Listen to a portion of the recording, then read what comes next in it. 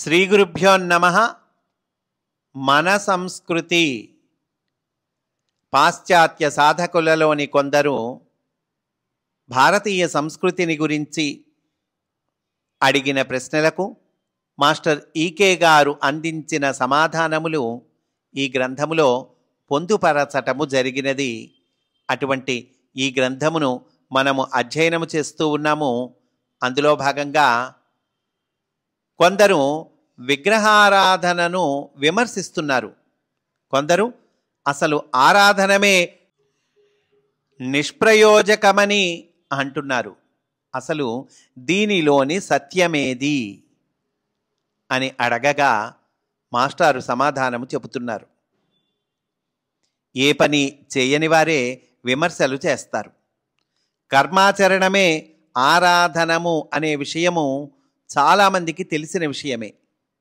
అంటే పని చేయటం అండి, కర్మాచరణమే ఆరాధనము. సరే, ఇది అందరికీ తెలిసిన విషయమే.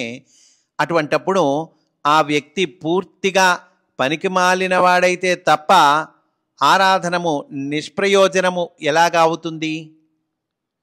ఏ విధంగానూ పనికిరాని వారి యొక్క నినాదమే స్తోత్రము చేసే పెదవుల కంటే పని చేసే చేతులు మిన్నా అని.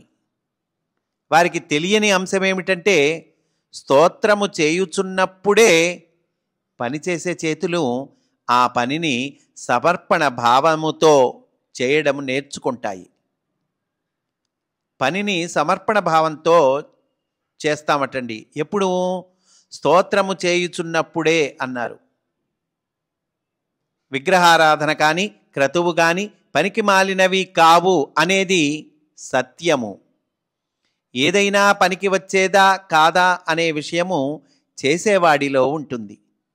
అది పనిని గురించి, ఇతరుల గురించి, అతనికున్న తరహా రూపంలో ఉంటుంది. ప్రార్థనము, పూజ మరియు క్రతువు అనే వాటి వలన అతని తరహాలో ప్రయోజనాత్మకమైన పరస్పరత్వముతో కూడిన మార్పు వస్తుంది. ఏమొస్తుందండి? ప్రయోజనాత్మకమైన పరస్పరత్వంతో కూడిన మార్పు వస్తుందట. ఎప్పుడండి? ప్రార్థనము, పూజ మరియు క్రతువు అనే వాటి వలన అంటున్నారు. నేర్చుకునే దశలో ప్రతి చిన్న పని కూడా సేవలోని ఒక శాఖగా పనిచేస్తుంది. దానిని ఆచరణలోకి తెచ్చినప్పుడు అది కళ అవుతుంది. నేర్చుకొనుటకు కావలసినవి అనేక విధములుగా అనుసరించవలసినవి. ఆచరణకు కావలసినవి కొన్ని మంత్రములు, ద్రవ్యము. నేర్చుకొనుట ప్రారంభించిన వానికి అనుసరించవలసినవి ఎటువంటివో ఆధ్యాత్మిక సాధకునికి పూజ అటువంటిది. అంటే లెర్నింగ్, నేర్చుకోవాల్సిన వాడికి కొన్ని అనుసరించాల్సినవి, కొన్ని వస్తువులు, కొన్ని విధానాలు ఉన్నాయి కదండి. అవి నేర్చుకోవాల్సిన వాడికి ఎట్లాంటివో ఆధ్యాత్మిక సాధకునికి పూజ అటువంటిది అంటున్నారు. పనిచేయువానికి పరికరములు ఎటువంటివో సామ్యముతో కూడిన సామాజిక జీవనము కావలసిన వానికి పూజ అనేది అటువంటి అంశము. చక్కని జీవన విధానమున నిష్ణాతుడైన వానికి అటువంటి జీవితమునకు అవసరమైన పనిముట్లు ఏ విధముగా పనిచేస్తాయో, జీవితము యొక్క అసలు స్వరూపమును తెలిసికొని అవలంబించదలచిన సాధకునికి విగ్రహాలు మరియు పూజకు వలసిన ఇతర సామగ్రి అదే విధంగా పనికి వస్తాయి. ఏదైతే ఆధునిక ప్రపంచమున అనాదరణకు గురి అవుతున్నదో అదియే జీవితమును గురించి తెలిపే విద్యా విధానము. సగటు ఆధునిక మానవుడు అప్రధానమైన అంశములందు తీరికలేనివాడై జీవితమును సద్వినియోగపరచుకొనే పొదుపు తెలియక దానిని కాల్చివేసుకొనుటలో సుశిక్షితుడై ఉన్నాడు.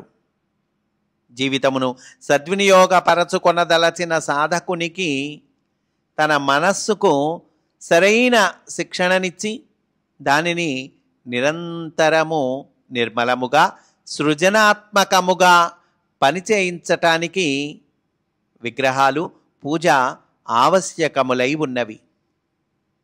సృజనాత్మకమైనను పరస్పర విరుద్ధములుగా వర్తించు భావనలు విధ్వంసాత్మకములైన ప్రసారములను కలిగించును.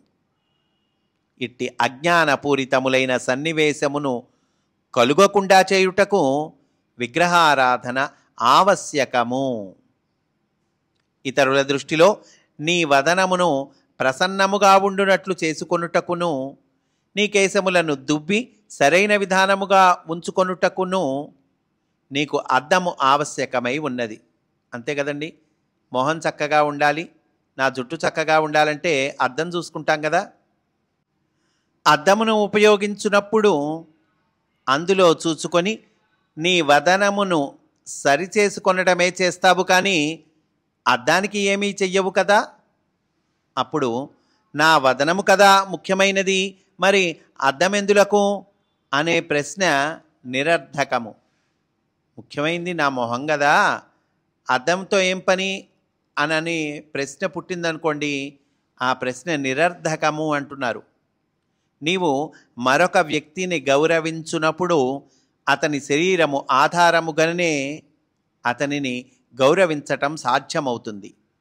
అతనిని చూడాలంటే అతని మొగము ముఖ్యమైనది కాదు అని వాదించటము హాస్యాస్పదము. నీవు జీవించి ఉండాలంటే నీ శరీరానికి ఆహారాన్ని ఇవ్వడం చేయాలి, కానీ ఈ భౌతిక శరీరము ముఖ్యము కాదని భావించటం వ్యర్థము.